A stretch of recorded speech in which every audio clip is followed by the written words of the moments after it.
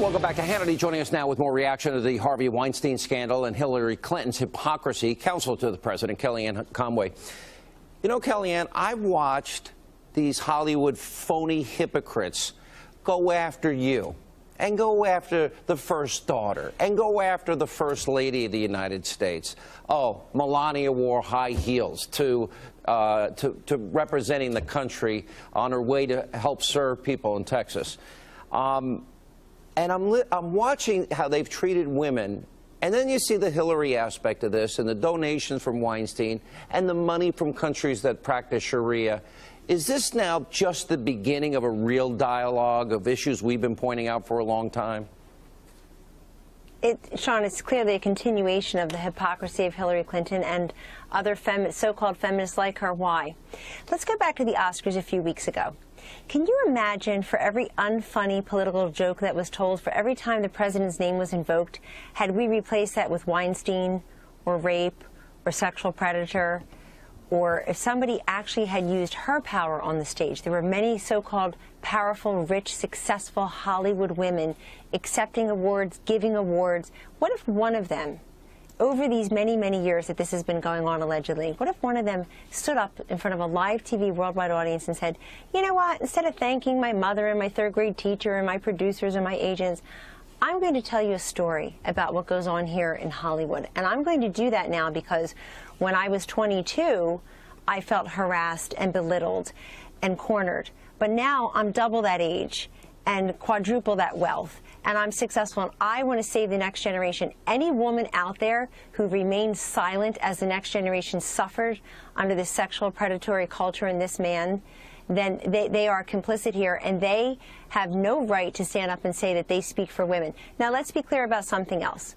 When Hillary Clinton and others, since you mentioned her, but many others, when they talk about, quote, women's rights and women's health, you have to take one layer off and realize they're really talking about abortion. They're often talking about abortion. When they say women's health, it becomes a euphemism for abortion.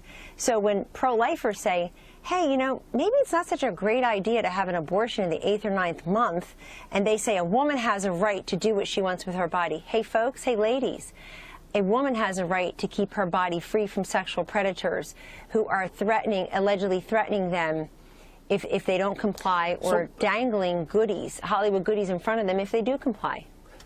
So basically, if you have the right political positions, Hollywood will forgive all of Bill Clinton's atrocious examples of abusing women. These weren't consensual relationships. Monica, maybe, yeah, but not Kathleen, Willie, Paula Jones, Jennifer Flowers, or maybe Jennifer was, but she was trash for telling the truth, or Juanita Broderick.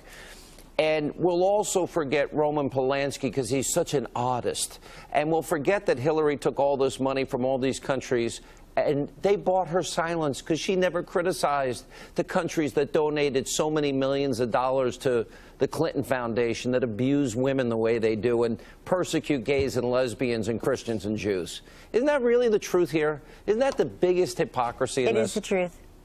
It is the truth. It really was a major storyline last year about the foundation taking money from these countries that oppress women and girls, don't give them basic rights that your daughter and my daughters and me enjoy every single day. There's something else here. I mean, you mentioned Bill Clinton. Just remember, if you're talking about sexual harassment in the workplace, he paid $800,000 to settle in money. That's money from 20 years ago. So imagine how much the value is now to settle such a suit. So Hillary Clinton's got some experience in this space. But most importantly, look at the juxtaposition in my workplace just today and what we're talking about in Hollywood with all these so-called feminists standing up for women's rights who remained silent and didn't help. Just today in the White House, Donald Trump, the President of the United States, did yet again what he's been doing his entire career. He elevated another woman to a position of power. She'll be attacked next. His Secretary of Homeland Security nominee. That makes two women that have the top two spots in Homeland Security if she is confirmed. Elaine Duke, the deputy, and the new Madam Secretary, Kirstjen Nielsen. Kirstjen, of course, is the latest in any number of women that President Trump has elevated, gave women a chance in New York real estate when no man would. certainly in his corporation, his campaign, his White House, his cabinet. And I thought it was just such a juxtaposition today to think about what the two parties are dealing with. And also, this is a president who, when he says, I'm going to empower women, how did he do that today? He signed an executive order in health care that helps millions of American women who post-Obamacare have no health insurance, Sean. It's huge. And he's out there last night with the truckers and others in Pennsylvania promising them middle-class tax relief. That's the way you empower women. You help them when you're in a position to do that. These people in Hollywood failed. This president is succeeding. All right, let me play, last night before the president arrived for the interview, and I can't let you go without an important political question. I went through the crowd. All right, you might argue, okay, this is a pro-president crowd because they were there to see him. I asked about the president. They love the president. I asked about the Republicans in Congress. I would assume a lot of these people there are Republicans, and about the media. Watch this reaction. This is from the people that were in Harrisburg last night. Senate. They're doing a terrible job. They need to get on board, because if they don't, what just happened in Alabama, you're going to see happen a lot of places. That's the canary in the coal mine. Absolutely. How is the Congress doing? Terrible. Terrible. Terrible. Congress needs to get on board and realize Donald Trump, love him or hate him, he is what America picked. So the Republicans have the House and the Senate. You're angry at them? Yes. Oh, yes. Angry? Yes. Angry. Angry. Livid. Congress? Not so fantastic, but, I have hope that we can turn it around. What do you think of the news media? Well, I mean, you guys are fabulous, but CNN is fake news. Fake news. Fake news. You agree with that? I totally agree with that. I know Fox is doing a fantastic job. Thank you. True coverage. CNN, not so much. Exact opposite. I think the ignorance on the left is horrible. How bad is the media? Bad. Really bad. Who's the worst? Horrible. CNN. NBC. CNN. Take your pick. It's fascinating. The public gets it. Congress isn't doing their job. Will they get this tax bill done, Kellyanne? Because if they don't, they really do need to go. They need to. They must. Because look what happened today when Congress failed to repeal and replace Obamacare the way they all promised to do for 8 years. 8 months on the job. President Trump signs an executive order in to actually give some relief and open up some competition and choice. So he will take action every time he can, Sean, outside the legislative process where it doesn't fail or where he's able to act, which he's done. I look at how much the stock market and all the confidence indicators love what this president is doing.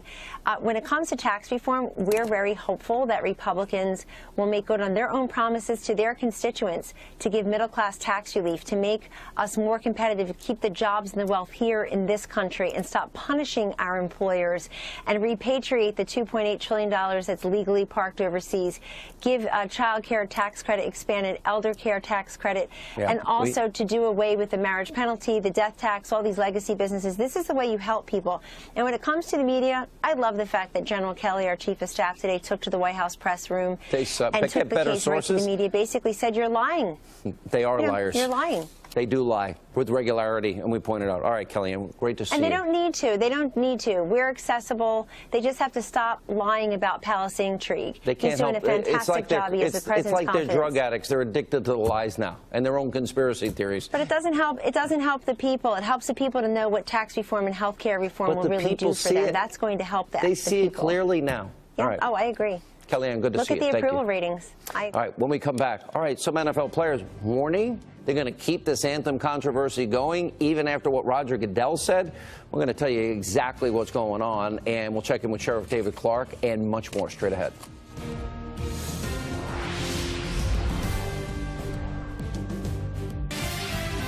I watched Colin Kaepernick, and I thought it was terrible.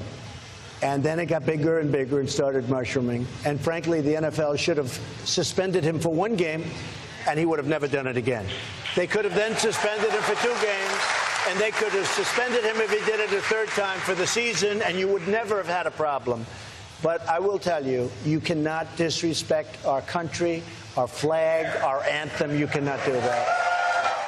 That was the president last night on this program explaining how the NFL should have handled the national anthem controversy before, of course, it spiraled out of control. Now one of NFL players says requiring players to stand for the national anthem could lead to a, quote, messier situation. Really?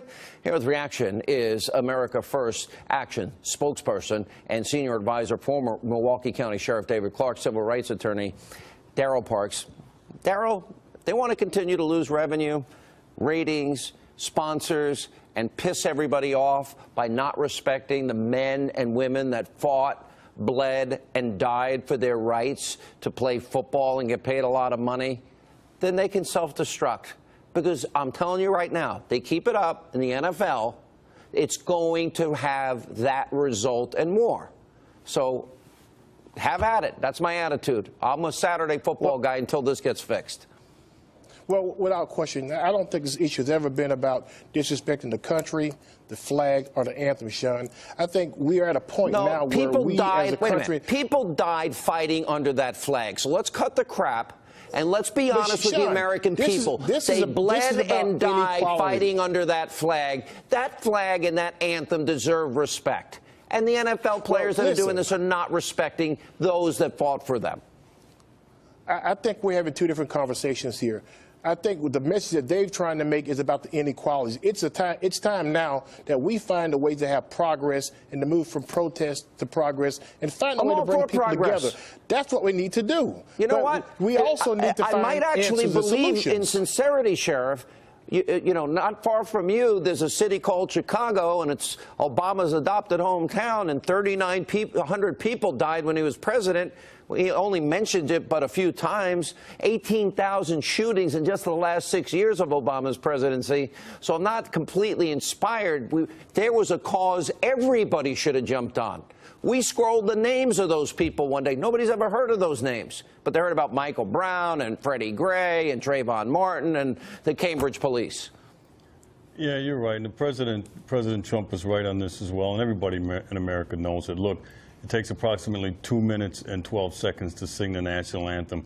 If the players can't stand at attention, I'm not even saying they have to put their hands over their hearts. Stand at attention, face the flag for 2 minutes and 12 seconds. It means they're undisciplined. Look, they're dying the death of 1,000 cuts.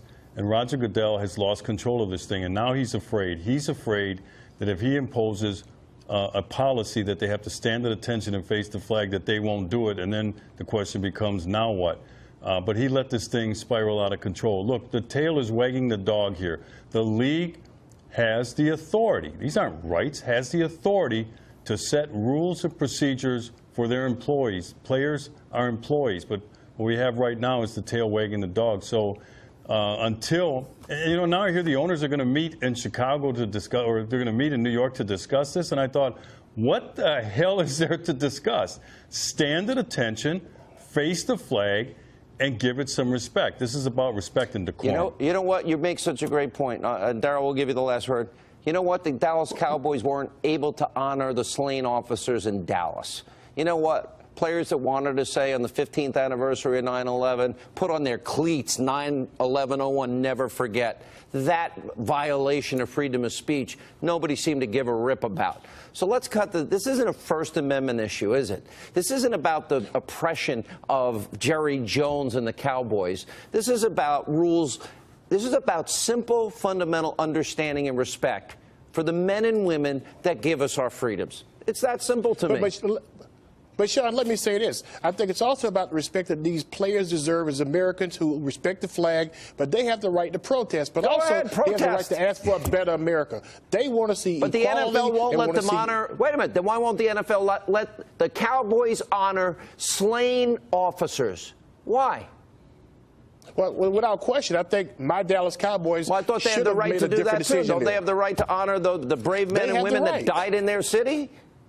I think we agree, but I think the NFL also has the right to try. Let's move past this issue. Let's bring people together. Let's see how it works out. To find what the problem is and find a solution. All right, guys. I'm in. Sheriff Clarkson, you want to do something for any city? Let's start in Chicago to help bring safety and security to the good men and women and children that are under fire every night. I'm in. I'll donate money, whatever you want. I'll match money with the NFL. They get paid to play football, not to protest. We all play a role.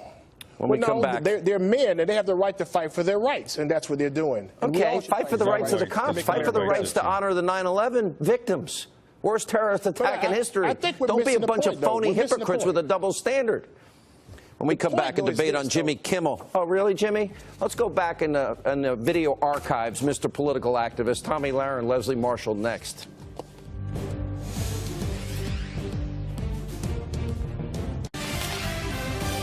And welcome back to Hannity. All right, Jimmy Kimmel is now facing a lot of criticism over 2002 video that surfaced when he co-hosted The Man Show. We've got to warn you, this video is quite graphic.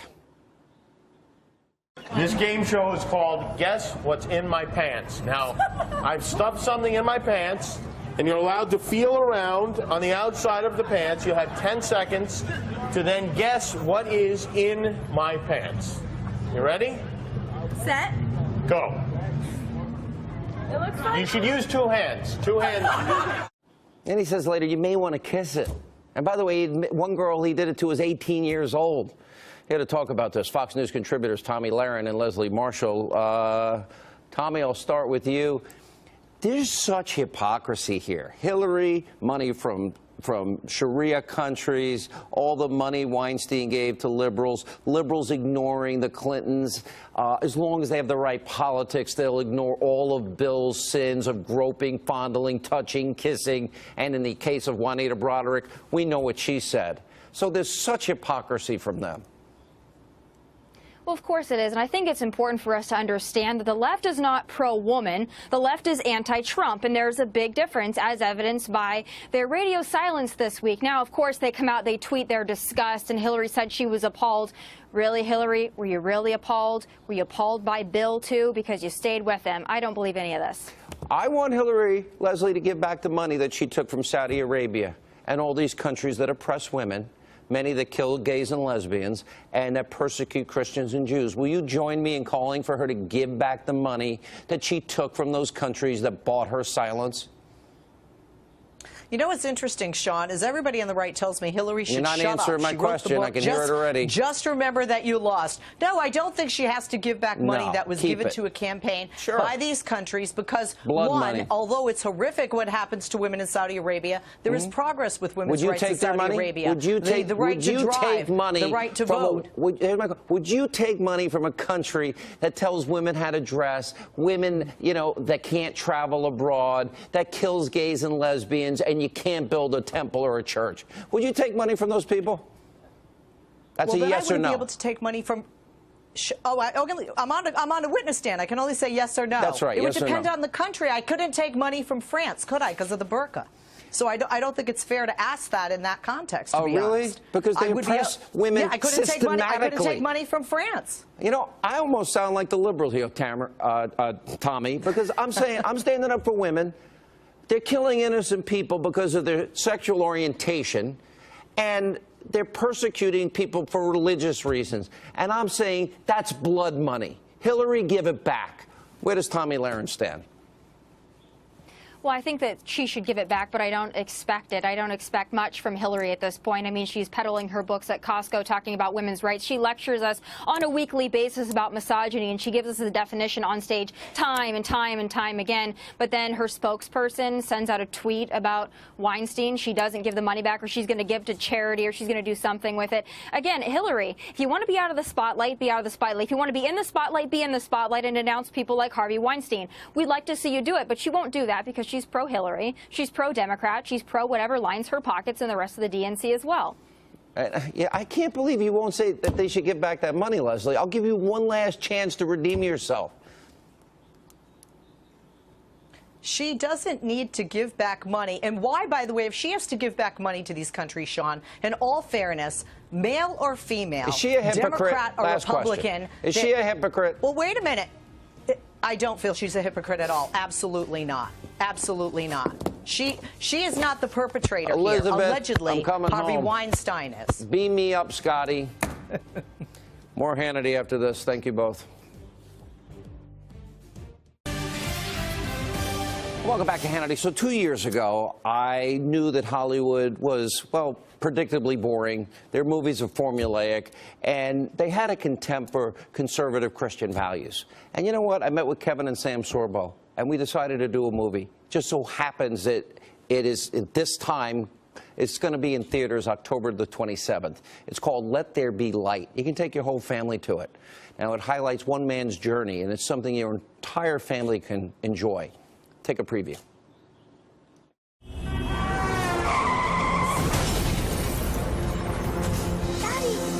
Clinically dead in the ambulance for 4 minutes. It's a miracle. I saw Davy. Now, all I wanted to do was just, I wanted to put my arms around him. I don't know what to do with it. You've gotten the best scientific explanation. It hasn't brought you any comfort. Would you consider consulting a different source?